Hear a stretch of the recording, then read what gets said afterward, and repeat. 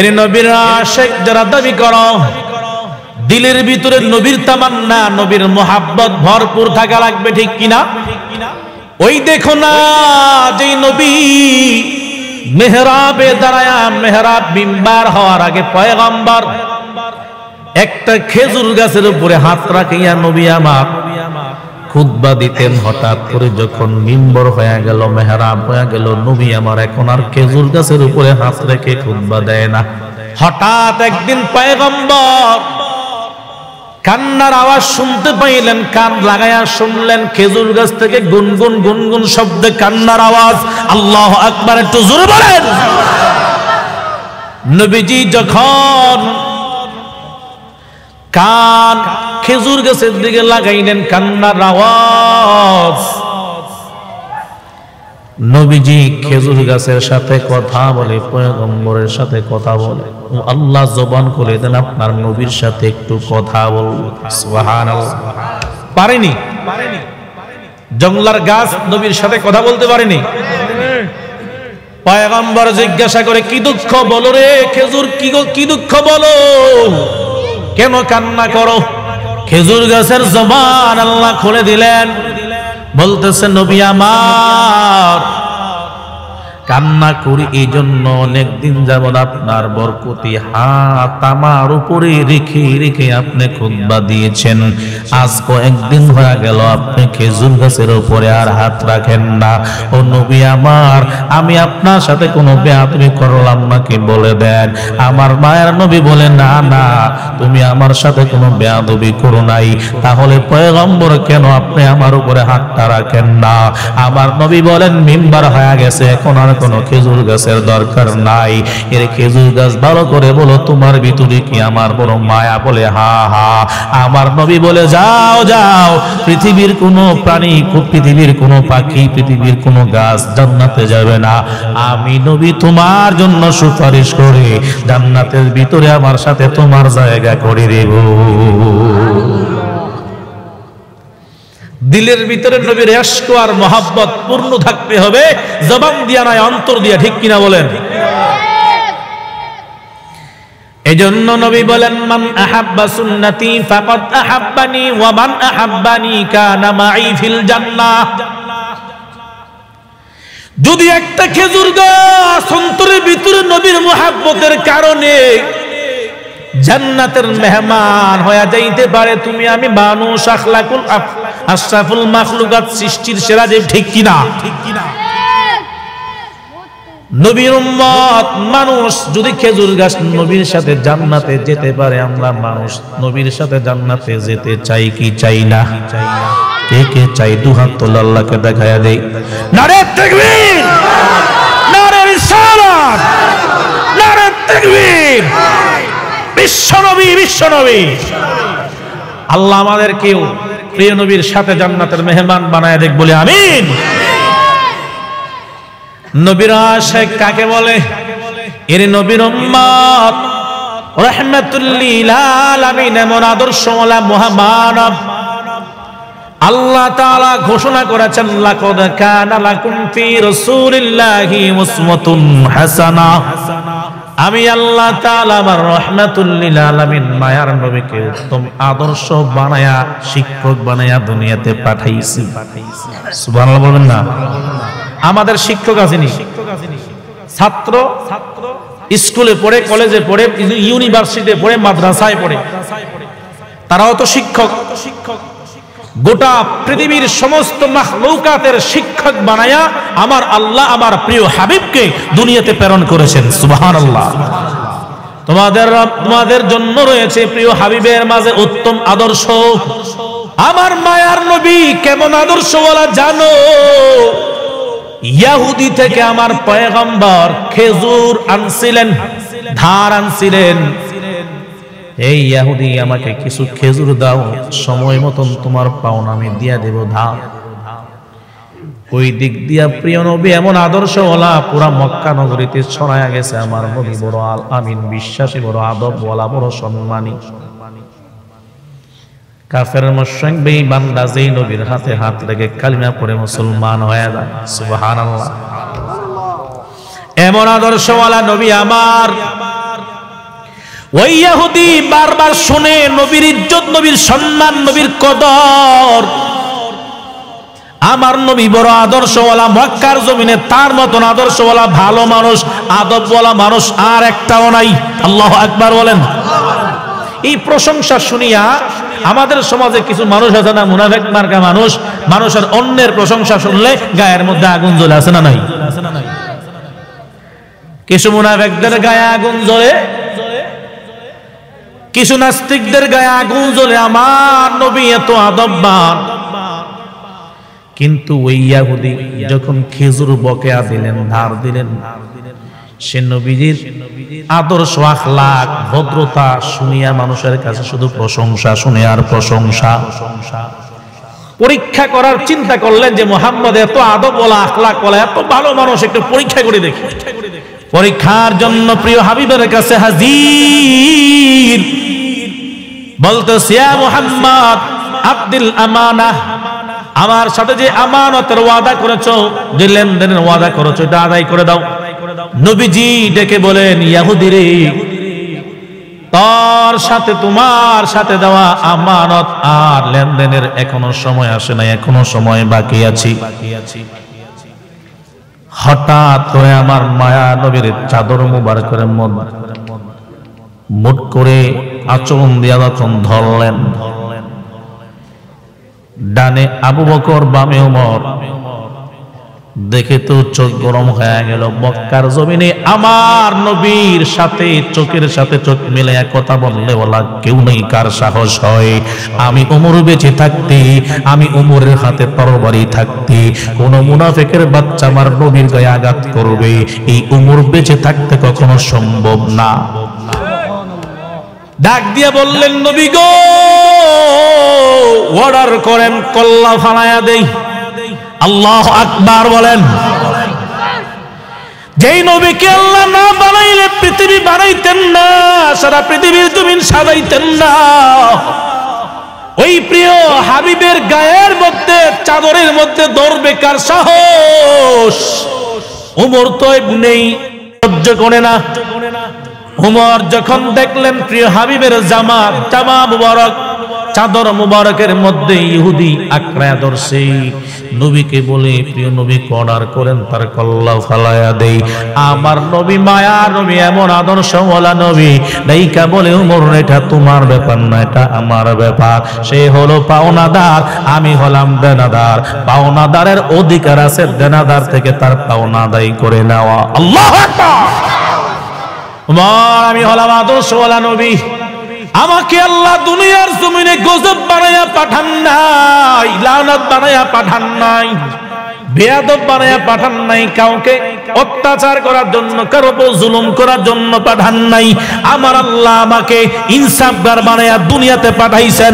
আল্লাহু আকবার। এই ওমর, আমি বুঝবো কার সাথে? আবু বকরকে অর্ডার করলেন, আবু বকর, তার পাওনাটা পূর্ণ করে দাও, বরঞ্চ সে যা পাবে তার ডাবল দিয়া দাও। সুবহানাল্লাহ বলেন। যা পাবে ডাবল দিয়া দাও। ইহুদির কিন্তু আমার নবীকে পরীক্ষা করার উদ্দেশ্য ছিল, দেখি না তার সাথে একটু খারাপ আচরণ করে, আমার সাথে খারাপ আচরণ করে কিনা। প্রিয় নবীর এই আচরণ দেখিয়া বলতেছে, ইহুদি ভাই, তুমি কি কষ্ট পাইছো? মনে কষ্ট পাইছো? উল্টা প্রশ্ন করতেছে, তুমি কি কষ্ট পাইছো? এই আচরণ দেখে ইহুদি আশ্চর্যজনিত হয়ে গেল। ঠিক মুহাম্মদ আদবওয়ালা, যখন পাওনা দিয়া দিল, পাওনা ডাবল দিয়া দিল, নবীকে বলে, নবী গো, এ মুহাম্মদ, আমি আপনাকে পরীক্ষা করার উদ্দেশ্য ছিল গো, আমি আমার পাওনা নেওয়ার উদ্দেশ্য ছিল না। নবী, আপনার প্রশংসা মানুষের মাঝে বারবার শুনি গো, এই প্রশংসা শুনি আমি আপনাকে পরীক্ষা করার জন্য আসছি। খোদার কসম করে বলি, যে রব আপনাকে বানাইছে, আমাকে বানাইছে, ও নবী আপনি বড় আদর্শওয়ালা, বড় আদবওয়ালা, আমি সাক্ষী দিলাম। আপনার হাতটা বাড়ায়া দেন, আমার হাতটা আপনার হাতে রাখলাম, আমাকে পড়ায়া দেন কালিমা শাহাদাত, আশহাদু আল্লাহ ইলাহা ইল্লাল্লাহ মুহাম্মাদুর রাসূলুল্লাহ। নবী আমার নবীজির আদর্শ দেখিয়ে আদব দেখিয়ে কাফের বেঈমান মুসলমান হয়ে গেছে। আল্লাহু আকবার বলেন। আর আমার আপনার আচরণ দেখিয়ে আমরা মুসলমানরা ঘৃণা করি, ঠিক কিনা বলেন? কেন হবে আপনার মেজাজ চড়া? কেন হবে গরম? কেন আপনার কথাগুলো কর্কশ হবে? নরম মেজাজের কথা লাগবে, ঠিক কিনা বলেন? সেই প্রিয় নবীর আদর্শওয়ালা আমরা উম্মত। এই উম্মতের কত দাম জানো রে মুসলমান। জগন্নাথপুরবাসী জানো আমার নবী কত সম্মানী। এই নবীর উম্মতদেরকে আল্লাহ তত সম্মান দিয়া বানাইছেন। নবী বলেন কিয়ামতের ময়দানে আমার উম্মতেরা জান্নাতে যাওয়ার আগে কোন নবীরাও জান্নাতে যাওয়ার সুযোগ পাবে না। আর আস্তে করে বলেন, আমি নবীর উম্মতেরা জান্নাতে ঢোকার আগে কোন নবীরা পর্যন্ত জান্নাতে ঢুকতে পারবে না। এমন আদবওয়ালা নবী আমার, এমন আদর্শওয়ালা নবী আমার, এত দামি নবী আমার, যেই নবীকে আল্লাহ না বানাইলে আল্লাহ বলেন জান্নাতটা তো সুন্দর করে সাজাইতাম না, আমি আল্লাহর আরশ কুরসি এত সুন্দর করে সাজাইতাম না, আমি আল্লাহ দুনিয়ার জমিনটা এত সুন্দর করে সাজাইতাম না, আসমান এত সুন্দর করে সাজাইতাম না। প্রিয় নবীর উসিলায় আমি আল্লাহ সারা পৃথিবীর জমিনটাকে সুন্দর করে সাজাইছি। সুবহানাল্লাহ। সেই নবীর ইশক আর মুহাব্বত অন্তরে প্রয়োজন আছে না নাই? থাকা লাগবে নি? শুধু জিহ্বা দিয়ে না, অন্তর দিয়া। জোরে বলেন। আল্লাহর এক গোলাম, অন্তরে নবীর মুহাব্বত। কবে যাব সেই মদিনায়? যদি পাখি হইতাম উড়িয়া যাইতাম, ধন সম্পদ থাকলে হজে যাইতাম, নবীজির রওজা জিয়ারত করতাম, মনে তামান্না ছিল।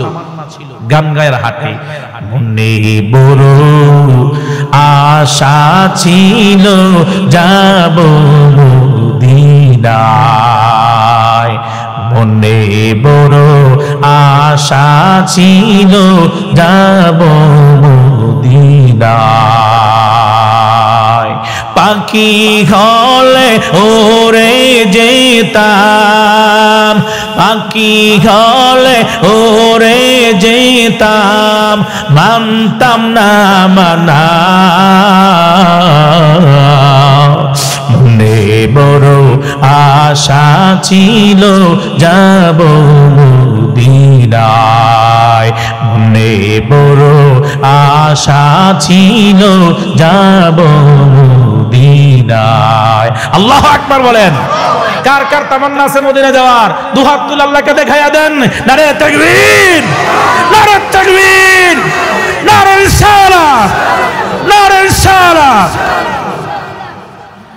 মনের তামান্না, টাকা নাই, পয়সা নাই, অর্থ করি কিছু নাই, বসিয়া বসিয়া কাবা ঘর হলো পশ্চিম দিকে, এই পাগলায় বসে পূব দিকে হইয়া বৈশা বৈশা এই গান গাইতেছে। হঠাৎ একটা আওয়াজ আসছে, আওয়াজ, এই মনের তামান্না দেখেন। টাকা লাগবে না, পয়সা লাগবে না, মনের সাথে মনের মিল হলে, নবীর রওজার সাথে মনের মিল হলে তো নবীর সাথে সাক্ষাৎ হবে। ঢবের করে নবীর রওজায় কখন আসছো, কখন গেছো কল্পনাই করতে পারবো না, ঠিক কিনা বলেন? মনের তামান্না লাগবে। মনের তামান্না, বড় তামান্না, মনের তামান্না নিয়ে পূব দিকে হয়ে গান গাইতেছে। মনে বড় আশা ছিল যাব মদিনা, কিন্তু টাকা নাই, পয়সা নাই, ঘর নাই, বাড়ি নাই, কিভাবে সোনার মদিনায় যাও? হঠাৎ করে আওয়াজ আসছে, মনের তামান্না যখন নবীর রওজার সাথে মিলিয়ে গেছে। হঠাৎ করে আওয়াজ আসছে, পাগলা, নবীর রওজা যাইতে মন চায়? বলে হা, কিভাবে যাব? আমার তো টাকা নাই, পয়সা নাই, অর্থ নাই, করি নাই, কিছুই নাই, আমি কিভাবে যাব?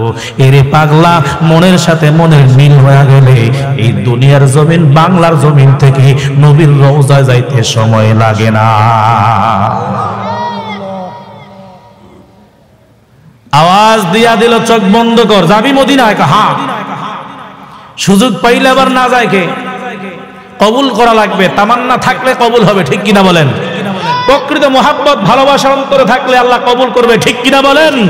আর যদি শুধু জিহ্বা দিয়ে জবান দিয়ে নবী তোমাকে ভালোবাসি, কখনো খোদার কসম করে বলি জবানের উচ্চারণে অন্তরে মোহাব্বত না থাকলে, অঙ্গ সংযোগ না হলে, নবীর রওজার প্রতি আসক্ত না হলে, নবীর অন্তরের সাথে অন্তর না মিললে কিয়ামত পর্যন্ত তোমার রাসূলের রওজা দেখার স্বাদ গুলাবে না, ঠিক কিনা বলেন? আর যদি অন্তরের সাথে অন্তর মিলিয়া যায়, টাকা লাগবে না, পয়সা লাগবে না, আওয়াজ দিছে মদিনার পাগল, মদিনায় যাইতে মন চায় বলে হা, সাবধান, চোখ বন্ধ কর। পাগল চোখ বন্ধ করছে, আওয়াজ আসার আগে চোখ খুলবি না। হঠাৎ করে কিছুক্ষণ পরে বলে চোখ পুরো একটু খুলে তাকায়া দেখ। পাগল মন থেকে নবীজির রওজা দেখার জন্য কিছুক্ষণ পরে যখন চোখ খুলে দেখলো, দেখতে পাইল পাগলটা নবীজির রওজার সামনে হাজির। টাকা আছে, পয়সা পাইছে, টাকা লাগে নাই, পয়সা লাগে নাই, পাসপোর্ট লাগে নাই, ভিসা লাগে নাই, অন্তরের তামান্না, অঙ্গ সংযোগ, অন্তরের সাথে অন্তরের মিল, অন্তর থেকে মোহাব্বত, গান গাইছে বইয়া বইয়া, নবীর মোহাব্বত রেশক ভালোবাসা অন্তরে পূর্ণাঙ্গ ছিল বিদায় আল্লাহ কবুল করেছে। তোর টাকা লাগবে না, তোর পয়সা লাগবে না, তুই পেট্রোল চালাস, রিক্সা চালাস, সিএনজি চালাস, যদি নবীর সাথে তোর অন্তরের মিল থাকে, ঘুমের গড়ে নবীর সাথে তোর সাক্ষাৎ হয়ে যাবে। এর নবীর আশিক যারা নিজেকে নবীর আশিক দাবি করে, অন্তরের সাথে অন্তর থেকে নবীকে ভালোবাসা লাগবে। আমার নবী কেমন নবী জানো, আমার নবী কেমন নবী জানো, শুধু মানুষেরা না, শুধু জিনেরা না, আমার নবী কি 18,000 মাখলুকাত, জঙ্গলের পশু পাখি, গাছপালা, তরুলতা পর্যন্ত দিল দিয়া, জান দিয়া, মন দিয়া ভালোবাসছে। সুবহানাল্লাহ বলেন না? আমরা তো জিলাপি খোর, জিলাপি পাইলে আসে না পাইলে না, কি বলেন? যেদিন জিলাপি মসজিদে দিব অভাব নাই, আর দোয়া পড়ামো ঠিক, মিলাদ পড়ামো, কিন্তু জিলাপি নাই। জিগায় জিলাপি দিবেন, জিলাপি দিলে যাম। অন্তর থেকে নবীর জন্য মিলাদ পড়তে হবে, ঠিক কিনা বলেন? অন্তর থেকে পড়তে হবে, অন্তরের সাথে অন্তরের মিল। শুধু মানুষ না, পশু পাখিরা সহ আমার নবীর জন্য পাগল ছিল। আল্লাহু আকবার বলেন। আকাশের চন্দ্র, সূর্য, বালুকানা, পাথর রশি, মাটিকণা, গাছপালা, তরুলতা সব আমার নবীর ইশারায় চলতো। আল্লাহু আকবার। ইহুদি নবীকে বহুদিন ধরে চেষ্টা করতেছেন বিপদে ফালানোর জন্য। আলোচনা চলবে কিছুক্ষণ না, মনোযোগ দিয়ে মায়ার নবীকে বিপদে ফালানোর জন্য চেষ্টা, অনেক দিন যাবত সুযোগ খুঁজতেছে। জঙ্গলায় চলে গেছে হরিণ শিকারের জন্য। হরিণ শিকার করে গাছতলায় বাইরে রাখছে। পশু পাখির মনের ভিতরে নবীর মোহাব্বত কেমন ছিল। হরিণ জঙ্গলায়, গাছতলায় বাইরে রাখছে। ওই দিকে হরিণটার দুটো বাচ্চা জঙ্গলায়। মন থেকে আল্লাহর কাছে দোয়া করতেছে, আল্লাহ আমার তো দুটো সন্তান আছে, দুধ পান করে, কিভাবে তার থেকে ছাড়া পাবো। মনের সাথে মনের মিল, তামান্না মনে করতেছে, আল্লাহ আপনার প্রিয় হাবিবকে রহমাতুল লিল আলামিনকে একটু দেখায়া দেন না। সুবহানাল্লাহ, সুবহানাল্লাহ। কিছুক্ষণ পরে তাকায়া দেখে আমার নবী আসতেছে। আল্লাহু আকবার। আল্লাহর কাছে সম্পর্ক লাগাইছে। আল্লাহ জবান খুলিয়া দেন, আপনার নবীর সাথে একটু কথা বলবো। আল্লাহ জবান খুলিয়া দিলেন। পয়গম্বরের সাথে হরিণ কথা বলতেছে, ও নবী আমার, আপনাকে দেখার জন্য বড় তামান্না ছিল, বড় তামান্না ছিল, আল্লাহ মিলাইয়া দিছে। সুবহানাল্লাহ। এই ইহুদি আমাকে গাছতলায় বাঁধিয়া রাখছে, আমার কোনো আপত্তি নাই, মনে কষ্ট নাই, কিন্তু যখন আপনার চেহারা দেখলাম তখন আমার মনের কষ্ট দূর হয়ে গেছে। নবী গো, সে আমাকে বাইদা রাখছে, আমার কোনো আপত্তি নাই।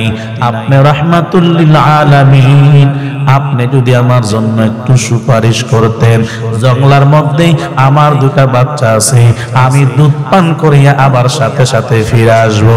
নবী আমার ইয়াহুদির কাছে বয়ান করেন, বলবো ইয়াহুদিরে, আমি তোর জিম্মা হইলাম, এই হরিণটাকে একটুর জন্য সারিয়া দে, দুধ পান করে বাচ্চাগুলাকে দুধ পান করে আবার ফিরে আসবে। ইয়াহুদি মনে মনে ভাবে, মুহাম্মদ অনেকদিন যাবৎ তোমাকে বিপদে ফালানোর জন্য আমি চেষ্টায় আছি, নেও নেও, যদি হরিণ ফিরে না আসে তাহলে তোমাকে আমি বাইন্দা রাখবো। আমার মায়ার নবী বলে, ইয়াহুদি আমাকে বাঁধিয়া রাখো, আপত্তি নাই, তারপরে হরিণটা সারিয়া দে, জঙ্গলায় তার দুটা বাচ্চা আছে, দুধ পান করে আবার চলে আসবে। ইয়াহুদি মনে মনে হাসে, পাগল দেখছো পাগল, জঙ্গলার পশু ছাইরা দিলে আর ফিরে আসে জীবনে? একটা সুযোগ পাইছি। নবী আমার কেমন আদর্শওয়ালা নবী, জঙ্গলার পাখিরা কেমন, জঙ্গলার পশুরা কেমন মায়া করতেন, মোহাব্বত করতেন আমার নবীকে। ওই হরিণ আমার মায়ার নবী যখন দায়িত্ব নিয়া ইয়াহুদির কাছে বসে রইলেন, হরিণ দৌড়ে গেলেন জঙ্গলায়, বাচ্চাগুলাকে বলতেছেন, ও সন্তান আমার, তাড়াতাড়ি দুধ পান করে নে, হয়তোবা এই দুধ পান করাটাই জীবনের শেষ দুধ পান করা হতে পারে। বাচ্চাগুলা মায়ের সাথে কথা বলে, মা গো, আগে ঘটনা বলো, কি ব্যাপার? হরিণ কান্না করে চোখের পানি জড়ায়া ডাক দেয়, সন্তান আমার, ইয়াহুদি শিকার করতে এসে আমাকে শিকার করেছে, আমাকে গাছের নিচে বাইদা রাখছে, কিন্তু তোরা তো এখানে দুধ পান না করাইলে তোদের পিপাসায় তোরা মৃত্যুবরণ করবি। আমি দিলের মধ্যে তামান্না করেছিলাম, ও আল্লাহ, মায়ার নবী একটু দেখায়া দেন। রাহমাতুল লিল আলামিন কে আল্লাহ আমাকে দেখায়া দিয়েছেন, মায়ার নবীকে জিম্মাদার রাখিয়া আমি এখানে দুধ পান করানোর জন্য আসছি, নেই শেষ বারের জন্য আজ দুধ পান করিয়া নেই, হয়তোবা আর তোদের সাথে আমার সাথে আর কোনো সাক্ষাৎ হবে না। এরে নবীর উম্মত, নবীর আশিক হরিণের বাচ্চাগুলো ডাক দিয়ে বলে, মা গো, যেই প্রিয় নবী ইয়াহুদির কাছে নিজেকে আত্মসমর্পণ করাইয়া, নিজেকে দায়ভার রাখিয়া, নিজেকে বন্দী রাখিয়া তুমি মাকে ছাড়িয়া দিল, তুমি মাকে মুক্তি করাইয়া দিল আমাদেরকে দুধ পান করানোর জন্য। ও মা গো মা, সেই বিশ্ব নবীর চেহারাটা এক নজর না দেখিয়া আমরা তোমার স্তনে মুখ লাগাইব না। নারে তাকবীর, নারে রিসালাত। এ নবীর উম্মত, নবীজির চেহারা দেখার জন্য সন্তানরা সব পাগল, বলে, মা চলো, দেরি করো না, না জানি ইহুদি আমার নবীকে কত কষ্ট দিতেছে, চলো না, তাড়াতাড়ি চলো। মা সহ বাচ্চা সহ দৌড়াইয়া হাজির। ইহুদি বারবার তাকায়া চায় হরিণ আসবে নাকি। কিছুক্ষণ পরে তাকায়া দেখলেন হরিণ ছাড়ছে একটা, এখন আসে তিনটা। আল্লাহু আকবার বলেন। হরিণ ছাড়ছে তিনটা, এখন আসে কয়টা? হরিণ ছাড়ছে একটা, এখন আসে কয়টা? তিনটা। ইহুদি বলে, আশ্চর্য ব্যাপার, ছাড়লো একটা, আসেনি দৌড়িয়া তিনটা, মুহাম্মদের কি কারামতি। আল্লাহু আকবার বলেন। হরিণগুলা দৌড়ে আসিয়া প্রিয় নবীর চেহারার দিকে তাকায়, আমার নবীর চেহারার দিকে তাকায়া তাকায়া কি যেন বলতে চায়, কি যেন বলতে চায়। ইহুদি একবার নবীর দিকে তাকায় আর একবার হরিণগুলার দিকে তাকায়। একবার নবীর চেহারার দিকে তাকায় আর একবার হরিণগুলার দিকে তাকায়। যখন দেখলো হরিণ একটা গেছে, আসছে তিনটা, ওই ইহুদি এবার বুঝতে বাকি নাই এইটা হলো প্রিয় নবী, এইটা হলো শেষ নবী, এইটা হলো শ্রেষ্ঠ নবী। তার মতন আর নবী হতে পারে না, তার মতন আর আদর্শবান হতে পারে না, তার মতন দামি নবী আর হতে পারে না।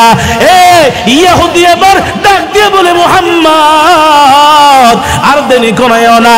যেই নবীর কথা আকাশ ছিল, যেই নবীর কথা গাছে শুনে, যেই নবীর কথা জঙ্গলার পশু শুনে, একটা হরিণ ছাড়লাম, যেই নবীর জন্য দুইটা হরিণ আরো তিনটা দৌড়ে আসলো। ও মুহাম্মদ, তুমি সাধারণ কোন মানুষ না, তোমার হাতটা বানায়া দাও, আমাকে কালিমা পড়ে মুসলমান বানায়া দাও। সেই নবীর উম্মত আমরা, ঠিক কিনা? ওই পশুরা পাখিরা যদি আমার নবীকে এত মায়া করতে পারে, মোহাব্বত করতে পারে, বন্ধুরে তুমি আমি তো সেই নবীর উম্মত। কত ভালোবাসা, কত মোহাব্বত অন্তরে থাকা দরকার, ঠিক কিনা? আবু বকর নবীর ভালোবাসা পায়া দামি হয়ে গেছে, দুনিয়ায় থাইকে জান্নাতের সার্টিফিকেট। নবীজির সাথে জান্নাতে, নবীজির সাথে রওজা মুবারকের ডান পাশে শুয়ে আছে। সুবহানাল্লাহ বলেন। নবী আমার যখন দিনের দাওয়াত দেয়, কালিমার দাওয়াত দেয়, তো নবীর শত্রু বেড়ে যায়। আমাদের সমাজেও যারা ভালো কথা বলে, হক কথা বলে, তাদেরও শত্রু বাড়ে, ঠিক কিনা বলে? নবী আমার মা নাই, বাবা নাই, এতিম নবী আমার। যেই নবী আমার মায়ের পেটে যখন 6 মাস বয়স হয়, নবীজি পিতাহারা হয়ে গেলেন। এতিম নবী 6 বছর বয়সে আমার নবী মা হারা হয়ে গেলেন। চতুর্দিকে ডানেও শত্রু, বামেও শত্রু, তারপরে নবী আমার কালিমার দাওয়াত দেওয়া থেকে বন্ধ নাই। দাওয়াত যখন দিতেছেন, শত্রু আরো বাড়তেছে। স্বয়ং আপন চাচা আবু জাহেল শত্রু হয়ে গেল। আমার নবীকে শহীদ করার জন্য কত চেষ্টা চালাইলো। আল্লাহ বলেন, ওয়া মাকারু ওয়া মাকারাল্লাহ ওয়াল্লাহু খায়রুল মাকিরিন। আল্লাহ বলেন, যত ষড়যন্ত্র করবি তোরা নবীর ব্যাপারে, আমি তোদের ষড়যন্ত্রের জবাব দেব। আল্লাহু আকবার বলেন। নবী গো, والضحى والليل إذا سجى ما ودعك ربك وما قلى وللآخرة خير لك من الأولى ولسوف يعطيك ربك فترضى। ও নবী, আমি আপনাকে এমনি ছাড়বো না। কোন কাফের, কোন মুশরিক, কোন বেঈমান আপনার কোন ক্ষতি করবে, আমি আল্লাহ তা হতে দেব না। আপনার মা নাই, বাবা নাই, তো কি হয়েছে গো নবী আমার? আমি আল্লাহ তো আপনাকে ছায়া দিয়া রাখবো। 6 বছর 6 মাস বয়সে মায়ের পেটে যখন আপনার বয়স 6 মাস, আপনার পিতা ইন্তেকাল করলো। আপনার বয়স যখন 6 বছর বয়সে আপনার বাবাও ইন্তেকাল করলো। 6 বছর বয়সে আমার নবী মাও নাই, বাবাও নাই, এতিম নবী আমার। এর নবীর উম্মত, সেই নবীর জন্য সাহাবে কেরাম কত পাগল, কত পাগল, কত পাগল ছিল। ডান দিকে আবু বকর থাকতেন, বাম দিকে ওমর থাকতেন। ওমর নাঙ্গা তরবারি নিয়ে দাঁড়ায়া দাঁড়ায়া চিল্লায়া চিল্লায়া বলতো, মক্কার জমিনে কেমন আছো? মায়ের বুক খালি করবা, স্ত্রীকে বিধবা করবা, সন্তানদেরকে এতিম করবা। যদি পড়তে চাও তাহলে ওমরের সামনে দাঁড়াও। এই ওমরের সামনে দাঁড়ানোর জন্য কোনো বীর পাওয়া যাইতো না। আল্লাহু আকবার। আমার মায়ার নবীকে হত্যা করার জন্য দারুন নদওয়ার বৈঠক বসলো।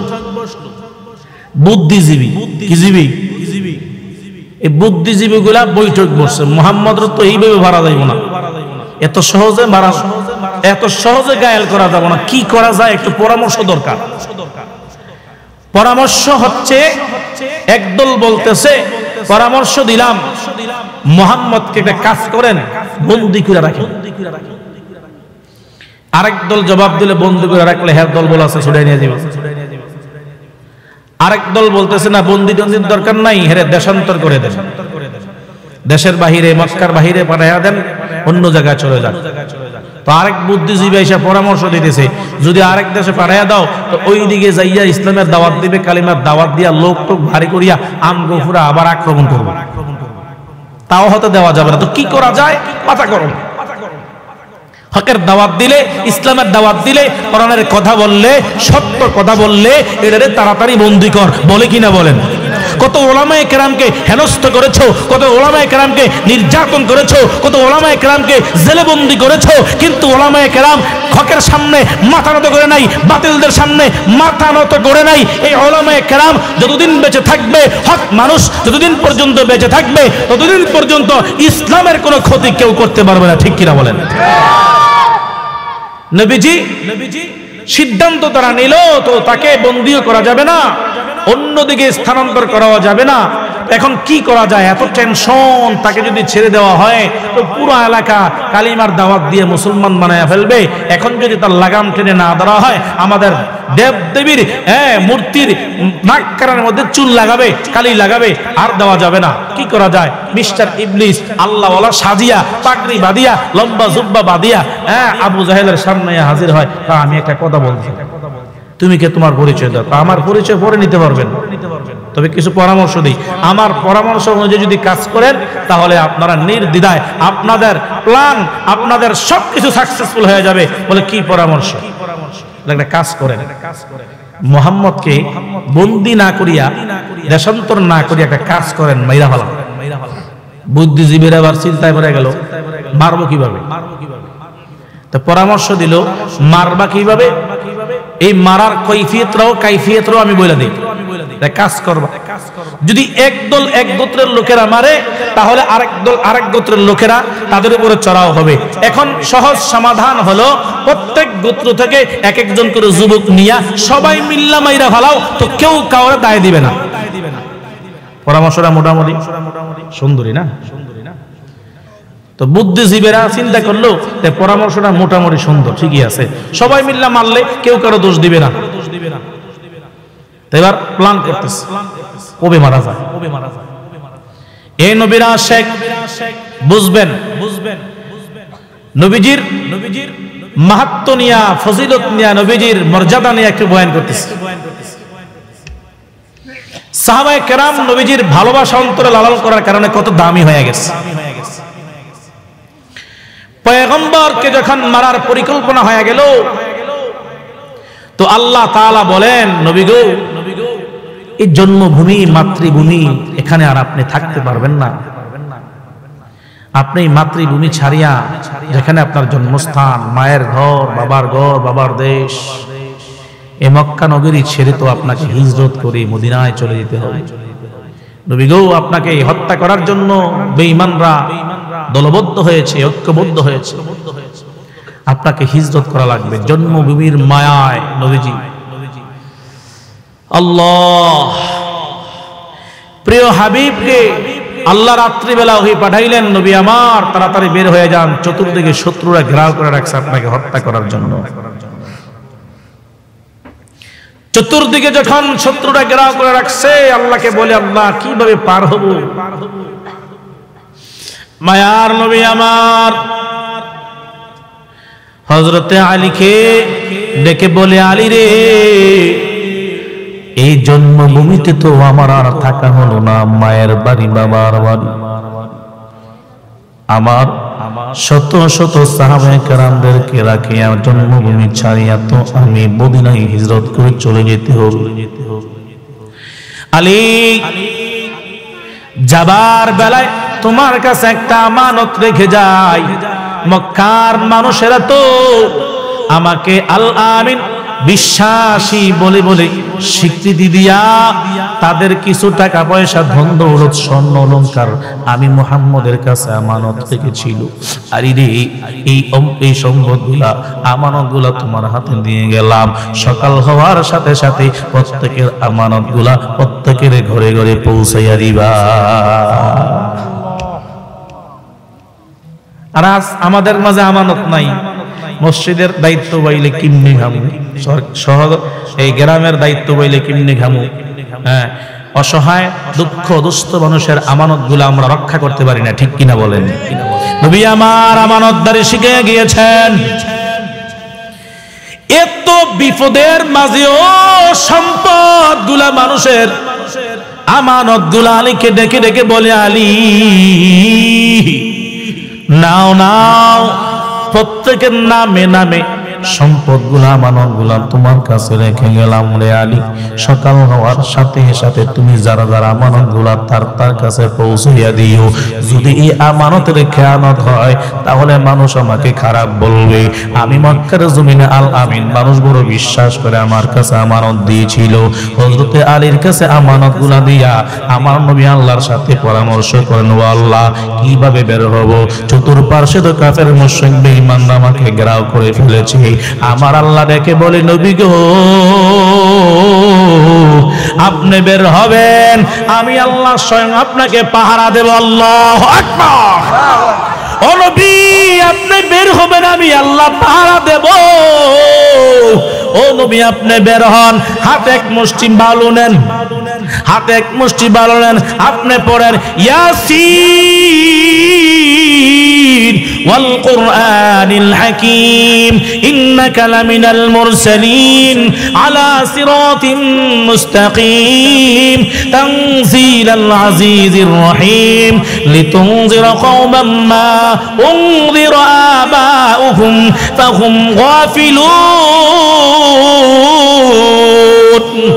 লাকাদ হাক্কাল কাওলু আলা আকসারিহিম ফাহুম লা ইউমিনুন।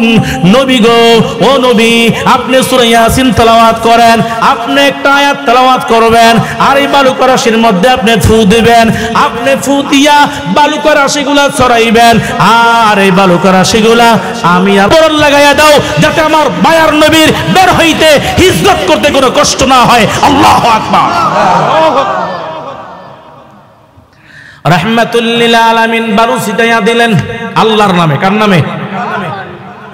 বালুকা রাশি ছিটাইয়া দিলেন, আর বালুকা রাশি বেঈমানদের চোখে চোখে পৌঁছে গেল। দু হাত দিয়া আঙ্গুল দিয়া মলতেছে, ডলতে ডলতে ডলতে ডলতে আমার প্রিয় নবী বের হয়ে গেলেন। ডলার পরে যখন পুরানি শেষ, জ্বালা যন্ত্রণা শেষ, তাকায়া দেখে আর কেউ নাই, আমার মায়ার নবী হযরতে আলীকে তিনার চাদরটা দিয়া ঘুম পাড়াইয়া রাইখা গেছে। আলী রে আমার চাদরগুলা, আমার চাদরটা গায়ে দিয়ে তুমি শুয়ে থাকো, যাতে বেঈমানরা বুঝতে না পারে, এটাই বুঝতে পারে যে আমি নবী এখনো এখানে আছি। রাহমাতুল লিল আলামিন বের হয়ে গেলেন, টেরই পায় নাই। আল্লাহু আকবার বলেন।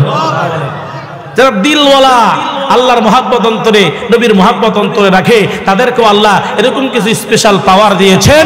যারা এই এমন বান্দা এমন তকতায় পৌঁছে গিয়েছে, বেঈমান বেদিনরা মুনাফিকরা যতই ষড়যন্ত্র, যতই ক্ষতি করার চেষ্টা করুক, আল্লাহওয়ালা নবীর আশিকদেরকে কোনোদিন কোনো ক্ষতি করতে পারবে না, ঠিক কিনা বলেন? তো নবীজি যখন বের হয়ে গেলেন, ওই যে আশিক রাহমাতুল লিল আলামিন দৌড়ে গেছে কার জায়গায়? কার বাড়িতে? আবু বকরের বাড়ি। দরজার সামনে হাজির, দরওয়াজা নক করতেছে। আবু বকর, লাব্বাইক ইয়া রাসূলুল্লাহ। আল্লাহু আকবার বলেন। দরওয়াজা খুলে দিলেন, ভিতরে প্রবেশ করলেন। আবু বকর, সময় নাই, একটা কথা জানতে চাই, এত গভীর রজনীতে তোমাকে তো আমি একটার বেশি ডাক দেওয়া লাগলো না, দুটা ডাক দিলাম না, তিনটাও দিলাম না, তুমি কি ঘুমাও না? এই আশিক কাকে বলে? আবু বকর চোখের পানি ছেড়ে দিয়া ডাক দেয়, নবী গো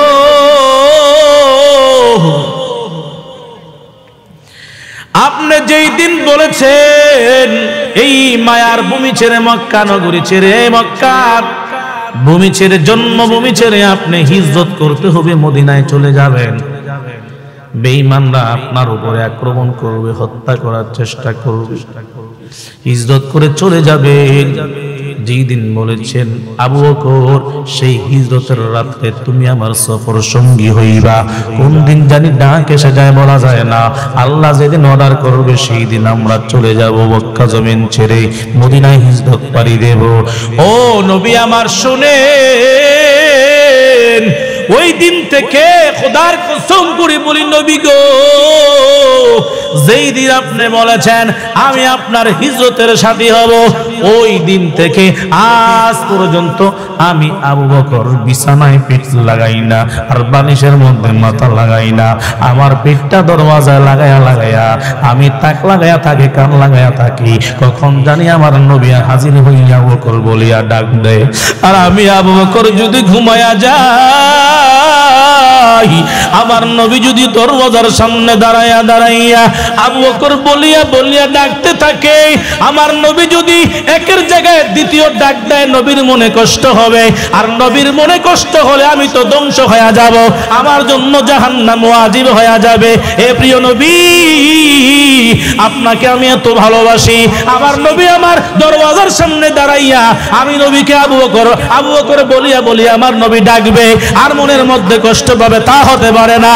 ও প্রিয় নবী, যেই দিন থেকে বলছেন আমি আপনার হিজরতের সাথী হব, ওই দিন থেকে আমি একদিনও ঘুমাই না, এই পিঠ বালিশের বিছানার সাথে লাগাই না, এই মাথা বালিশের মধ্যে লাগাই না, এই পিঠটা দরওয়াজার সাথে লাগাইয়া অপেক্ষায় থাকে আমার মায়ের নবী কখন জানি হাজির হইয়া যায়। আল্লাহু আকবার।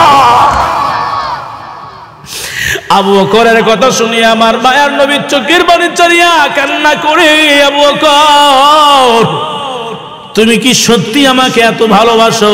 আবু বকর বলে, হ্যাঁ প্রিয় নবী, আমার জানের চাইতে আমার মালের চাইতে আপনাকে বেশি ভালোবাসি। আমার নবী বলে, আবু বকর শোনো শোনো, দুনিয়ার জমিনেও তুমি আমার সাথী, আমি নবী তোমাকে একটা পুরস্কার দিলাম, জান্নাতের মধ্যে তুমি আমার সাথেই থাকবা। এমন আশিক হওয়ার দরকার আসেনি? এবার হিজরত করার জন্য দৌড়ায় এ নবীর উম্মত।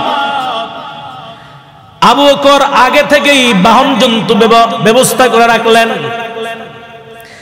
আর ওই বাহন জন্তুটিকে টানিয়া টানিয়া নেওয়ার জন্য, লাগাম ধরে ধরে নেওয়ার জন্য খাদেমের ব্যবস্থা করে রাখলেন। আবু বকর চাইছে বাহনের সামনে বসতে, মনে করছে সামনে বসলে পথ দেখায় নেবে। যখন আবু বকর সামনে বসলেন, মায়ার নবী পেছনে, বাহন হাঁটে না। আল্লাহু আকবার বলেন। কেমন চিনা চিনছে দেখেন, বাহন তার হাঁটে না, সামনে আগায় না, কদম বাড়ায় না। যখনই আবু বকর বুঝতে পারলেন আমার মায়ার নবী পিছনে বসছে, আমি আবু বকর সামনে, তা হতে পারে না, বাহনটা ভালো করে বুঝে ফেলেছে। আবু বকর লাফ দিয়া নাইমা মায়ার নবীকে বলে, নবী গো আপনি সামনে বসেন, আমি পেছনে বসবো। আবু বকর নাইমা যখন পেছনে বসলেন, আমার নবীকে যখন সামনে বসাইলেন, বাহন সামনে হাঁটা আরম্ভ করেছে। আল্লাহু আকবার, নারে তাকবীর, নারে রিসালাত। ওই বাহনটাও নবীকে চিনল। এবার খাদেম টাইনা টাইনা সামনে নিয়ে যায়। এরে আসে নবীজি যখন সামনে যান, ক্লান্ত হয়ে গেলেন, এখন পাহাড়ে গেলেন, গাড়ি সাউরের মধ্যে এদিক দিয়া বেদিনদের বেঈমানদের কানে আওয়াজ পৌঁছলো, নবীজি এই যে হিজরত করে চলে গেল, তারা সকলে নবীজির পেছনে পেছনে লাগলো নবীকে বের করার জন্য। সংবাদ পৌঁছে দিছে যে নবীকে মুহাম্মদকে ধরতে পারবে, জীবিত বা মৃত কল্যাণ নিতে পারবে, তাকে 100 লাল উট পুরস্কার দেওয়া হবে। কয়শো? 100। এই 100 লাল উট, দামি উট, বর্তমান বাজার যাতে কয়েক হাজার কোটি টাকা, এত দাম ছিল সেই লাল উটের। সেই আওয়াজ পাইয়া সুরাকা বিন মালিক বলতেছে আমি পারবো মুহাম্মদের কল্যাণ ধরে আনতে পারবো। ঘোড়া নিয়ে দৌড় দিছে। ঘটনা ইতিহাস হাদিসে আসছে স্পষ্ট ভাষায়, নবীর সাথে বেয়াদবি করলে কি অবস্থা হয়। সুরাকা বিন মালিক দৌড় দিছে ঘোড়া নিয়ে মুহাম্মদুর রাসূলুল্লাহ সাল্লাল্লাহু আলাইহি ওয়াসাল্লামকে ধরে আনবে। হাঁটতেছে হাঁটতেছে দৌড়াইতেছে, হঠাৎ একটা জায়গায় গিয়া সুরাকার ঘোড়ার পাগুলা মাটিতে গাইরা গেছে। আল্লাহু আকবার। এটা ওঠে না। সুরাকা বুঝার বাকি নাই মুহাম্মদ সাল্লাল্লাহু আলাইহি ওয়াসাল্লামের সাথে বেয়াদবি করার কত ফুল। বারবার চেষ্টা করে উঠতে পারে না, উঠলে আবার পড়ে যায়, আবার গাড়িয়া যায়, আবার ওঠে আবার গাড়িয়া যায়, আবার ওঠে আবার গাড়িয়া যায়। শেষ পর্যন্ত বুঝতে আর বাকি নাই নবীর সাথে বেয়াদবি করলে দুনিয়া ধ্বংস আখিরাতও ধ্বংস, ঠিক কিনা বলেন? নবীর সাথে বেয়াদবি করলে দুনিয়া ধ্বংস আখিরাতও ধ্বংস হয়ে যাবে। সুরাকা এবার তওবা করে আর জীবনে নবীর সাথে বেয়াদবি করব না, মুহাম্মদুর রাসূলুল্লাহর সাথে আর বেয়াদবি করব না, আর মুহাম্মদের কল্যাণব না। যদি নবীকে একবার পাই গো, সেই নবীর হাতে হাত রেখে কালিমা পড়ে মুসলমান হয়ে যাব। যখনই মনের মধ্যেই নিয়ত করেছে আর নবীর কল্যাণের জন্য যাব না, যদি নবীকে পাই, যদি মুহাম্মদকে পাই, আর হাতে হাত রেখে কালিমা পড়ে মুসলমান হয়ে যাব। ওই বান্দারা যখনই নিয়ত করলেন সুরাকা ইবনে মালিক, সাথে সাথে ঘোড়াটা ওই মাটি থেকে আবার উঠে গেল, দৌড়াইলো, দৌড়ে দৌড়ে নবীর তালাশে বের হয়ে গেল। নবীর তালাশ করিয়া যখন মায়ার নবী হিজরত করিয়া মদিনায় যায়, সুরাকা নবীর কাছে সব ঘটনা খুলে খুলে বলে, নবী গো 100 উট পাওয়ার লোভে আমি দৌড়াচ্ছিলাম, আমার ঘোড়াটা কয়েকবার মাটির মধ্যে পুঁতে যাইতেছিল। যখনই আপনার সাথে বেয়াদবি হয়ে যায় তখনই দেখি আমার ঘোড়াটা মাটির দিকে দেবে যায়। আর যখন ওয়াদা করলাম, তওবা করলাম, মুহাম্মদের কল্যাণতে যাব না, যদি মুহাম্মদকে পাই মুহাম্মদের হাতে হাত রেখে কালিমা পড়ে মুসলমান হয়ে যাব। যখন এই নিয়তটা করলাম, সাথে সাথে আমার ঘোড়াটা আবার উপরে উঠে গেল। আল্লাহু আকবার। এই নবীর উম্মত, নবী আমার ঘরে সাউরের মধ্যে যখন অবস্থান নিলেন, আবু বকর গর্তের ভিতরে ঢুকলেন, গুহায় ঢুকলেন। নবী আমার গুহায় ঢুকলেন। নবীজি বড় ক্লান্ত। আবু বকরকে ডেকে বলে, আবু বকর তোমার উরুর মধ্যে আমার মাথাটা রাখি, একটু ঘুমাইতে চাই। নবী আমার আবু বকরের উরু মুবারকের উরুর মধ্যে আমার নবীর মাথা মোর রাখিয়া যখন একটু তোমরা যায়, একটু ঘুমে যায়, আবু বকর তাকায়া তাকায়া দেখি এই গুহার ভিতরে কতগুলা গর্ত দেখা যায়। আবু বকর মনে মনে ভাবলেন, আমার নবী কষ্ট করে মেহনত করে আমার নবী ক্লান্ত শরীর নিয়া একটু ঘুমানোর জন্য এই ঘরের মধ্যে, এই গুহার মধ্যে অবস্থান নিয়েছেন। আর কতগুলা গর্ত দেখা যায়, যদি এই গর্তগুলার মধ্যে যদি সাপ থাকে, বিষাক্ত প্রাণী থাকে, আর এগুলা যদি আমার নবীকে দংশন করে, আমার নবী বড় কষ্ট পাবেন। আমি আল্লাহর আদালতে জবাব দেওয়া লাগবে, কি জবাব দেব? এই জন্য আবু বকর নিজের গায়ের চাদর সিরিয়া সিরিয়া, কাপড়গুলা সিরিয়া সিরিয়া গর্তগুলা মারতেছি। সব গর্ত মারা শেষ, কাপড় শেষ হয়ে গেল, একটা গর্ত বাকি আছে। ওই গর্তের মধ্যে নেকড়া কাপড় দেওয়ার মতন আর কিছু নাই। আবু বকর চিন্তা করে সব গর্তগুলা বন্ধ করলাম, যদি এই গর্তটা বন্ধ না করতে পারি, আল্লাহ না করুক, যদি এই গর্তের ভিতরে কোনো বিষাক্ত প্রাণী থাকে আর আমার নবীকে আঘাত করে ধ্বংসন করে আমার নবী কষ্ট পাবে, এই মনে করিয়া আবু বকর তার পাটা গর্তের মুখে ঢুকাইয়া দিল। আল্লাহু আকবার। আল্লাহর কি কারিশমা, আল্লাহর কি কারিশমা। ওই গর্তের ভিতরে বহুদিন যাবত একটা বিষাক্ত সাপ অবস্থান করিয়াছে। কোন সময় জানি শুনছে একদিন না একদিন মায়ার নবী এই গর্তের মধ্যে অবস্থান করবে। সাপটা আমার নবীর চেহারা দেখার জন্য কত বছর যাবত অপেক্ষায় আছে। সুবহানাল্লাহ। এদিকে আবু বকর পা দিয়া গর্তের মুখ বন্ধ করে রাখছে, সাপ আর বের হইতে পারে না, আমার মায়ার নবীর নুরানি চেহারা দেখতে পারে না। তো সাপ শেষ পর্যন্ত আবু বকরের পায়ের মধ্যে ধ্বংসন করলো। বিষের বেদনা সহ্য করতে না পারে পাটা সরাইয়া দিয়েছে, সাপ বের হয়ে আসছে, আমার মায়ার নবী ঘুমাচ্ছে। এমন সময় সাপের বেদনায়, বিষাক্ত বিষের বেদনায় আবু বকর সহ্য করতে না পেরে কান্না করতেছে, চোখের পানি ঝরতেছে। যদি আমি আমার কষ্টের কারণে, বেদনার কারণে আমার নবীর কষ্ট হয়, ঘুম ভেঙে যায়, আমার নবী কষ্ট পাবে, আমার নবী কষ্ট পাইলে আমার জাহান্নাম ছাড়া উপায় নাই। এজন্য হাউমাউ করে কান্না করেন না, আওয়াজও করেন না, নড়াচড়াও করেন না। ফট করে একটা পাখির চোখের পানির ফোঁটা একটা আমার নবীর চেহারা মোবারকের মধ্যে যখন পড়ে যায়, আমার নবীর ঘুম ভেঙে যায়। তাকায়া দেখে আবু বকর কাঁদতেছে। আমার নবী জিজ্ঞাসা করে, আবু বকর কান্না করে কেন? বলে আবু বকর বলতে চায় না। তারপর নবী আমার বলতেছেন, আবু বকর বলো তুমি কান্না করো কেন? আবু বকর ঘটনা বয়ান করে, নবী গো আপনি ক্লান্ত শরীর নিয়ে যখন আমার হাঁটুতে আমার ওরতে মাথা রাখি আপনি ঘুমাইলেন, আমি তাকায়া দেখলাম অনেকগুলা গর্ত। চিন্তা করলাম যদি এখানে বিষাক্ত কোনো পানি থাকে আপনাকে দংশন করে আপনার বড় কষ্ট হোক। এই জন্য আমার গায়ের চাদর, আমার জামা সিরিয়া গর্তের মুখগুলা বন্ধ করে দিছি। এ নবী একটা গর্ত বাকি আছে, আর কোনো কাপড় নাই, বন্ধ করার মতন আমার পাটা ঢুকাই দিছে। কিছুক্ষণ পরে দেখি বিষাক্ত সাপ আমাকে আঘাত করলো, দংশন করলো। বিষের বেদনা সহ্য করতে না পারিয়া নবী মাফ করবে, আমি ইচ্ছা করি আপনার ঘুম ভাঙাই না নবী। আমার মায়ার নবী আবু বকরের চেহারার দিকে তাকায়, আবু বকর কান্না করতেছে। আবু বকর বলে, নবী গো আমি আপনার ঘুম ভাঙাইতে চাই নাই, আমি আপনার ঘুম ভাঙাইতে চাই নাই, আমাকে আপনি ক্ষমা করে দেন, আমাকে আপনি মাফ করে দেন। মায়ার নবী আবু বকরের দিকে তাকায়া চোখের পানি ছেড়ে কান্না করে আর বলে, এরে আবু বকর তোকে বিষাক্ত সাপে সবল মারলো, ধ্বংসন করলো, তুমি আমি নবীকে ডাক দিলা না কেন বলো? আবু বকর ডাইকা বলে, নবী গো আপনি ক্লান্ত শরীর নিয়ে ঘুমাইছেন, এখন যদি আমি ডাক দেই, যদি আমি উপশব্দ করি আপনার ঘুম ভেঙে যাবে, আপনার মনে কষ্ট হবে, আপনার মনে কষ্ট দিয়া কোন বান্দা জান্নাতে যাওয়া তার জন্য সম্ভব হবে না। ও নবী আমার, আপনার যেন কষ্ট না হয় এই জন্য আমি আপনাকে ডাক দেই নাই, নবী ক্ষমা করুন। আবার নবী ডাইকা বলে, আবু বকর পাটা একটু আগায়া দাও।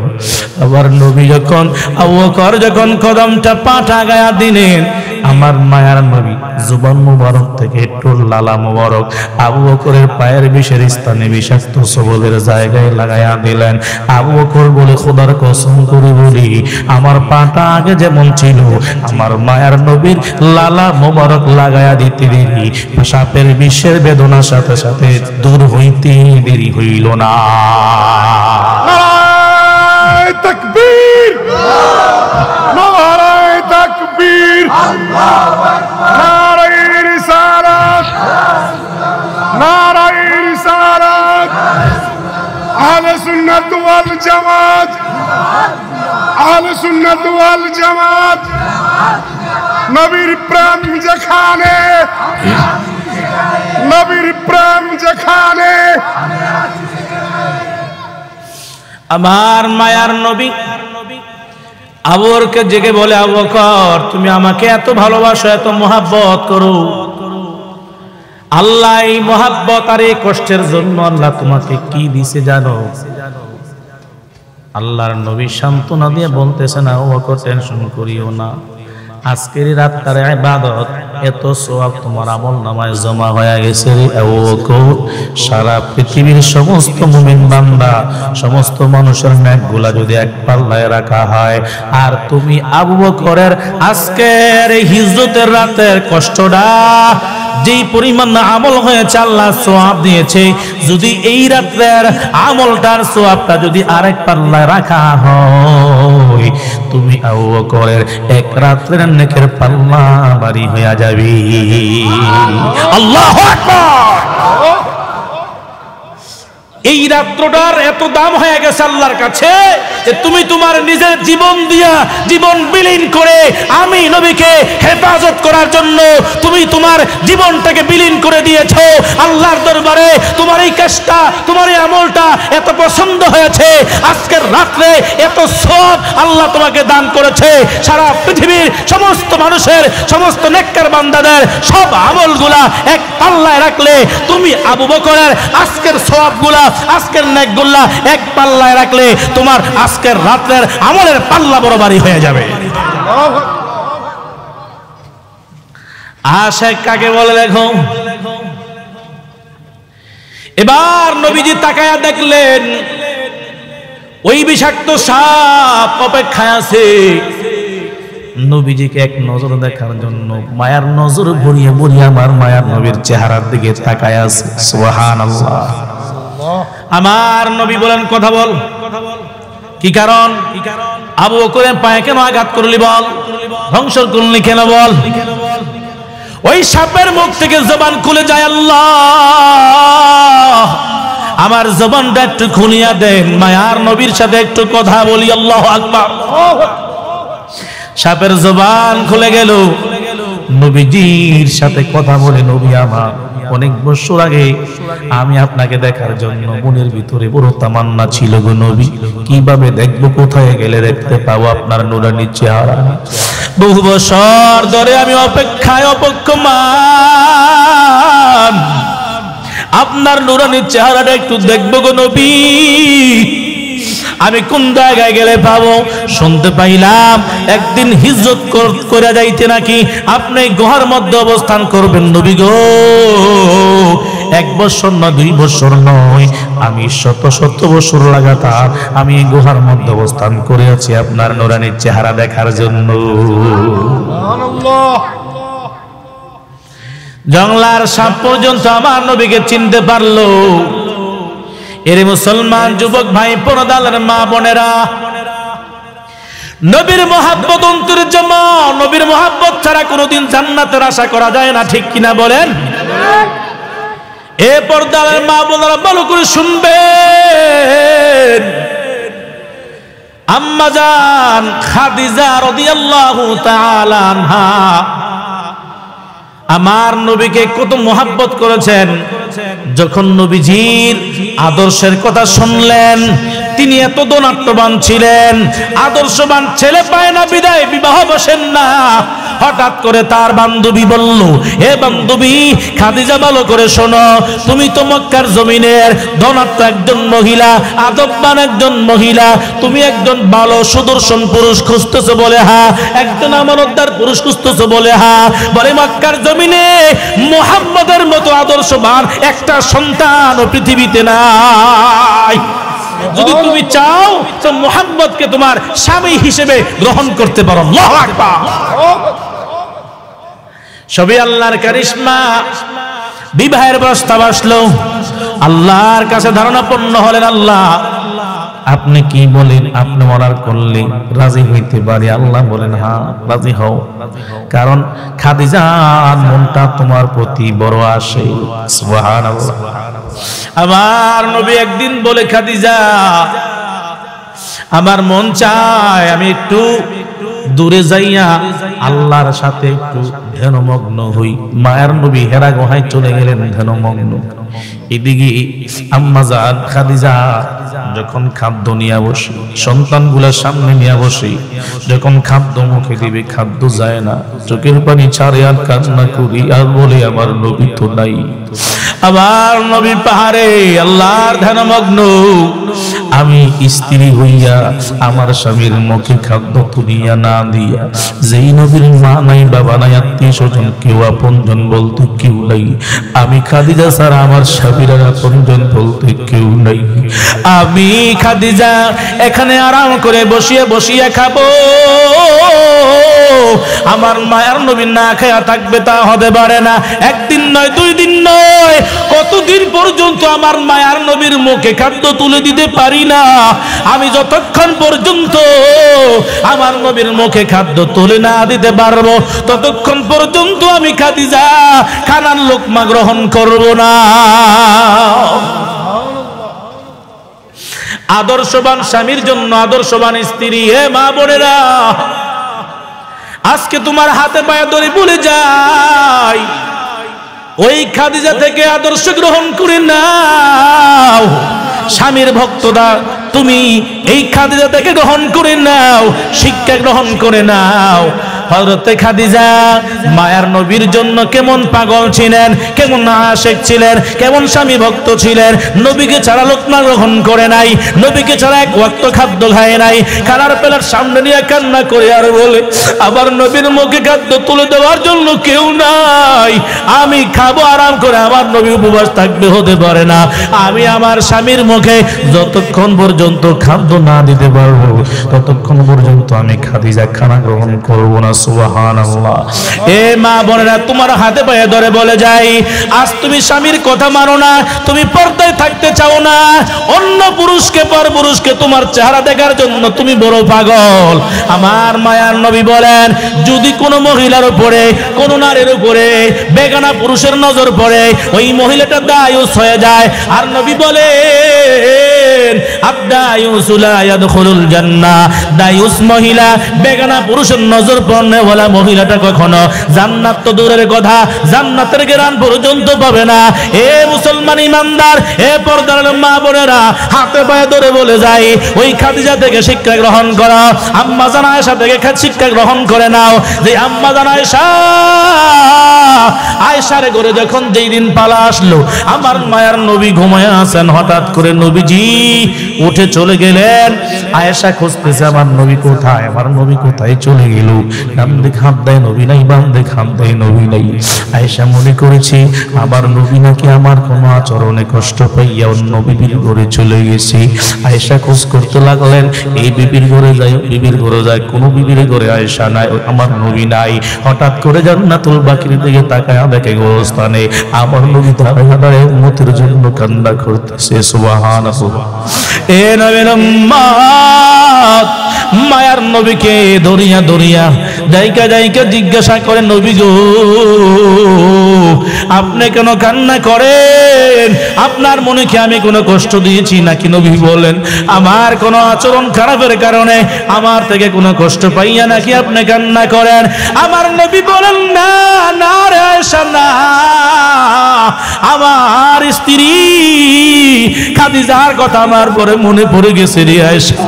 হে আয়েশা, যেই খাদিজা আমার দুঃখের দিনের সাথে ছিল, আজ আয়েশা, আজ খাদিজা নাই, আমার পরে মনে পড়ে গেল, এই জন্য তার জন্য তো কান্না করি দাঁড়াইয়া দাঁড়াইয়া, আবার রবের দরবারে দোয়া করি। ও মা বোনেরা, ভালো করে শোনো, এমন একজন আদর্শবান স্ত্রী হও, তুমি মরে গেলে তোমার স্বামী তোমার জন্য কান্না করে দোয়া করবেন।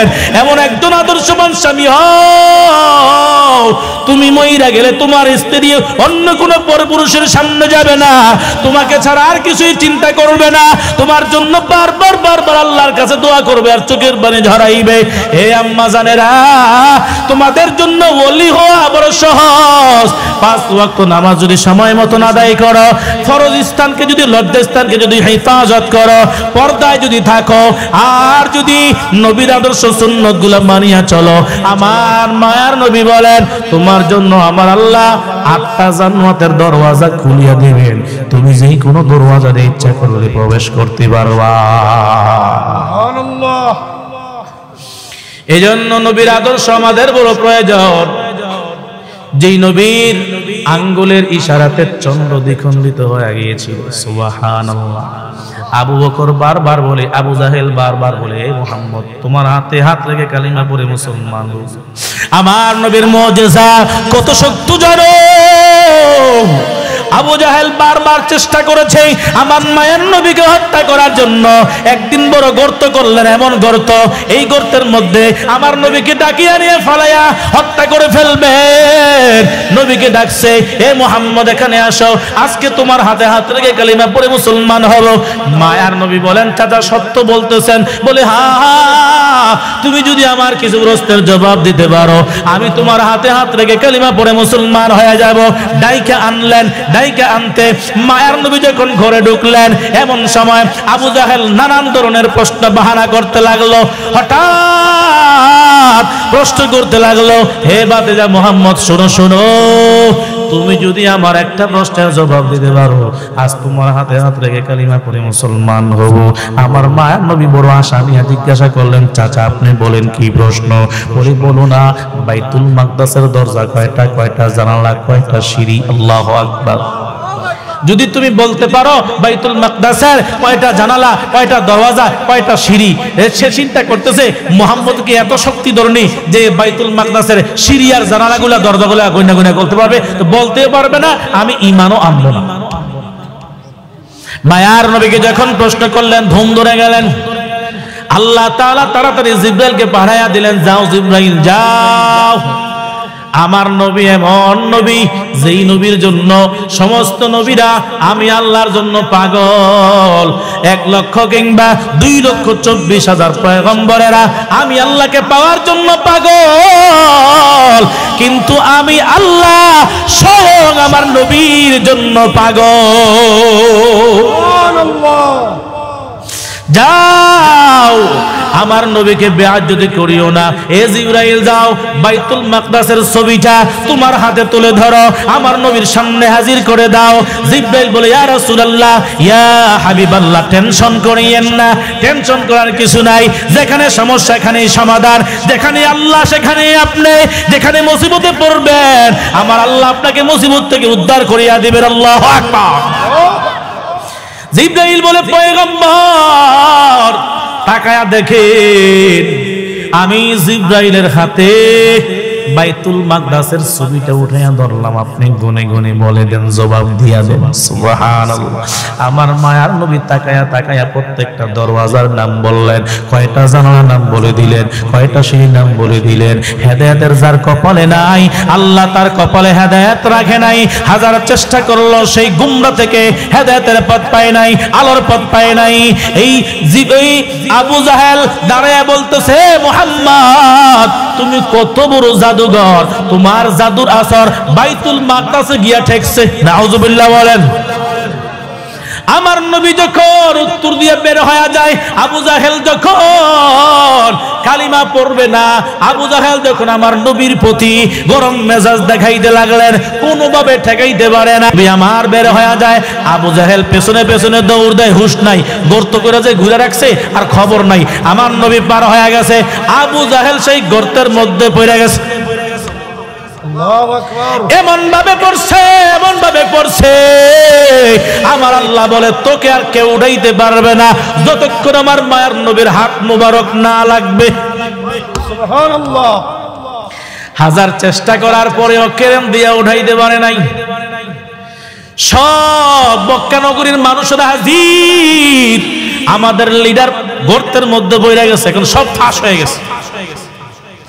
দরিয়ান, রশিয়ান, সিকলান, তামান মক্কা নগরীর সব সিকল একত্রিত করে ফালাইছে, সবগুলা গিটটা দিয়া দিয়া ফালাইতেছে। কিন্তু যখন এই রশিগুলা ওই আবু জাহেল পর্যন্ত পৌঁছে, 1 বিঘত বাকি থাকে, 1 বিঘতের জন্য তার হাতে পৌঁছে না। সুবহানাল্লাহ। এবার ওই গর্ত থেকে ডাক দিয়ে বলে, হে মক্কার মানুষেরা ভালো করে শোনো, তোমরা লক্ষ মানুষেরা চেষ্টা করলেও আমাকে উঠাইতে পারবে না। হাজার হাজার টন, হাজার হাজার মন রশি দিলেও আমাকে পাইবা না, যতক্ষণ পর্যন্ত মুহাম্মদকে এখানে না আনবা। মুহাম্মদের সহযোগিতা যতক্ষণ পর্যন্ত না নিবে, ততক্ষণ পর্যন্ত আমাকে উঠাইতে পারবা না। মানুষেরা ডাইকা নবীজিকে হাজির করলেন। প্রিয় নবী আমার রশিগুলা সরাইয়া বললেন, নবী গো, ও চাচা গো, আমি তো রহমতের নবী, আমি তো দয়ার নবী। আমার আল্লাহ দয়া রহমত বানায় আমাকে দুনিয়াতে প্রেরণ করেছেন। ওয়া মা আরসালনাকা ইল্লা রাহমাতাল লিল আলামিন। আমার আল্লাহ রহমত বানায় দুনিয়াতে প্রেরণ করেছেন। হে মক্কা নগরীর মানুষেরা, রশিগুলা সরাইয়া নাও, রশি লাগবে না। জিবরাইল বলে, পয়গম্বর আপনার বরকতি হাত লাগলে রশির কোনো প্রয়োজন নাই। আল্লাহু আকবার। আমার নবী যখন ডাক দিলেন, চাচা হাতটা বাড়াইয়া দেন, যখন নবী আমার হাতটা দিলেন, আবু জাহেল বলে আমি হাত দিতে দেরি, আমি তাকায়া দেখলাম ওই কেমন যেন আসমান থেকে জমিন পর্যন্ত আমার ভাতিজা মুহাম্মদের হাতটা বড় লম্বা হয়ে গেল। সুবহানাল্লাহ, নারে তাকবীর, নারে রিসালাত। আমার মায়ার নবীর বরকতি হাত যখন লাগা গেল, এখন আর রশির প্রয়োজন হয় না। মায়ের নবী হাত বাড়াইছে, হাত ধরে উপরে চইলা আসছে। হেদায়েত কপালে নাই। মক্কার নগরীর মানুষেরা ডাইকে বলতেছে, দেখো দেখো, তোমরা শত চেষ্টা করে আমাকে উঠাইতে পারলা না, আর মোহাম্মদ জাদুর আসর দিয়ে আমাকে উঠায়া ফেলাইছে। হেদায়েত কপালে আছে, কপালে নাই। এত কিছু দেখার পরেও পারলো না। শেষ বেশ বলতেছে, ভাতিজা তোমার কাছে আমার শেষ আবদার, আমি আর কখনো তোমার সাথে ছলছাতরি করব না, বাটপাড়ি করব না। আজকে একটা শেষ প্রশ্ন তোমাকে আমি বলি, হে ভাতিজা, তোমাকে একটা শেষ প্রশ্ন কোশ্চেন দেব, যদি তুমি এই পরীক্ষায় পাস করো তো আমি ওয়াদা করলাম মক্কা নগরীর সব মানুষের সামনে তোমার হাতে হাত রেখে আমি কালিমা পড়ে মুসলমান হয়ে যাব। বড় আশা নিয়ে হাজির মানুষ একত্রিত জমাইছে। আজকে মোহাম্মদের জাদু দেখামু, নাউজুবিল্লাহ বলেন। এমন একটা প্রশ্ন করবো, এমন একটা জিনিসের ব্যাপারে আবদার করবো, জীবনেও মোহাম্মদ পারবে না। এবার হাজির হয়ে বলতেছে, মোহাম্মদ সবার সামনে ওয়াদা করলাম আমি কালিমা পড়ে মুসলমান হব, তবে একটা কাজ করে দেখাইতে হবে। কি কাজ? বলে আকাশের চাঁদটাকে দ্বিখণ্ডিত করে দেখার লাগে। আমার নবী পারেনি? পারছিনি? এখনো চিহ্ন আসেনি। বৈজ্ঞানিকরা যখন চাঁদের দেশে যায় তখন বলে, এই ১৫০০ বছর আগে আমার নবীর শাহাদাত আঙ্গুলি দিয়া চাঁদের মাঝে যেই রেখা টেনেছিলেন, আল্লাহর কসম করে বলি, আল্লাহর কসম করে বলি, আল্লাহর কসম করে বলি, ওই চাঁদটাকে এখনো দ্বিখণ্ডিত হইয়া ওই চাঁদটা আমার নবীর মায়ায়, আমার নবীর আঙ্গুলের ইশারায় এখনো যেন থরথর করে কাঁপতেছে। আল্লাহু আকবার। নবীজি যখন বড় আশা নিয়া বললেন, আল্লাহ এত বড় একটা কঠিন প্রশ্ন করেছে, আমার দ্বারা কি সম্ভব হবে? আল্লাহ বলে, যেখানে সমস্যা সেখানেই সমাধান। আপনি সমস্যায় পড়বেন আর আমি আল্লাহ থাকবো, এটা হতেই পারে না। আমি আল্লাহ, আপনি যেখানে সমস্যায় পড়বেন আমি আল্লাহ আপনাকে গায়বী খাজানা থেকে সমস্যা সমাধান করে দেব। সুবহানাল্লাহ। জিব্রাইলকে পাঠিয়ে দিলেন, যাও জিব্রাইল আমার বন্ধুকে বলিও শাহাদাত আঙ্গুলি দিয়া এ আসমানে আসা লাগবে না, চাঁদের কাছেও আসা লাগবে না, চারটা বরাবর এই শাহাদাত আঙ্গুলিটা উঠাইয়া একটা আড়াআড়ি করে টান দিতে দেরি, আর আকাশের চাঁদ দ্বিখণ্ডিত হতে দেরি হবে না। সুবহানাল্লাহ। মায়ার নবী যখন এই শাহাদাত আঙ্গুলি দিয়া সবার সামনে একটা রেখা টানলেন, এ চাঁদ আল্লাহর নামে দ্বিখণ্ডিত হয়ে যাও। আমার মায়ার নবী যখন টান দিলেন, সাথে সাথে চাঁদটা দ্বিখণ্ডিত হইয়া লাফানো আরম্ভ করেছে। হেদায়েত কপালে নাই। সদাসৎ এই সভাসদ মানুষের সামনে বলতেছে, দেখছো এতদিন মুহাম্মদের জাদুর আসর জমিনে চলছে, আর এখন মুহাম্মদের জাদুর আসর আসমান পর্যন্ত পৌঁছে গেছে। নাউজুবিল্লাহ বলেন না। আল্লাহর নবীর হাতের ইশারা ইঙ্গিতে চাঁদ দ্বিখণ্ডিত হয়ে গেল, আর পশু পাখিরা শুনলো, জঙ্গলার তরুলতা গাছপালা, আমার নবীর একদিন হাজত প্রয়োজন হয়েছে, প্রস্রাবের বেগ হয়েছে। সাহাবায়ে কেরামকে বললেন, মরুভূমিতে কোথাও তো জায়গা নাই, কোথায় হাজত শেষ করব? হে সাহাবায়ে কেরাম, একটু আড়ালের ব্যবস্থা করো না। সাহাবায়ে কেরাম বলে, ইয়া রাসূলুল্লাহ কোথা থেকে আড়ালের ব্যবস্থা করব? কিছুই তো নাই, এখানে তো কোনো পর্দার ব্যবস্থাও নাই, কাপড়ের ব্যবস্থাও নাই, ঘর বাড়িও নাই, কোথায় ব্যবস্থা করব? আমার নবী তাকায়া দেখলেন, তরুলতা দেখা যায়, গাছপালা দেখা যায়। আমার মায়ার নবী হাত দিয়ে ইশারা করলেন, হে গাছেরা, হে তরুলতারা, হে লতাপাতারা, আমার হাজতের প্রয়োজন হয়েছে, তাড়াতাড়ি ব্যবস্থা করে দাও। যখন নবী হাত দিয়ে ইশারা করলেন, হাদিসের মধ্যে স্পষ্ট ভাষায় আসছে, অর্ডার করতে দেরি, আল্লাহর নবী ডাকতে দেরি, সাথে সাথে গাছপালা তরুলতা আমার মায়ার নবীর ডাকে হাজির হইতে দেরি করলো না। সুবহানাল্লাহ। মায়ার নবীর সম্মান বয়ান করলাম। যদি ইশক আর মোহাব্বত থাকে, তামান্না আজকে থেকে নিয়ত করেন, আল্লাহ আমার নবীর মোহাব্বত অন্তরে পয়দা করলাম। যদি প্রয়োজনে জীবন দেওয়া লাগে, রক্ত দেওয়া লাগে, নিজের জীবন দিয়ে হলেও আমার নবীর ইজ্জত রক্ষার্থে যদি কখনো মাঠে ডাক আসে, কখনো ময়দানে ডাক আসে, হাতে কোরআন নিয়ে, হাতে ঝান্ডা নিয়ে, মাথায় কাপড়ের কাপড় বেঁধে রাস্তায় নামবো, যতক্ষণ পর্যন্ত নবীর ইজ্জত রক্ষা না হবে, যতক্ষণ পর্যন্ত নবীর দুশমনদেরকে জমিন থেকে বিদায় না করতে পারবো, ততক্ষণ পর্যন্ত ময়দান থেকে খালি হাতে ফিরে আসবো না, ফিরে আসবো না, ফিরে আসবো না। কে কে রাজি আছো? দু হাত তুলে আল্লাহকে দেখাইয়া দাও। নারে তাকবীর, নারে তাকবীর। কোরআন হাদিসের আলো, কোরআন হাদিস যেখানে, বিশ্ব নবী যেখানে, নবীর সুন্নাত যেখানে, নারে তাকবীর, নারে রিসালাত।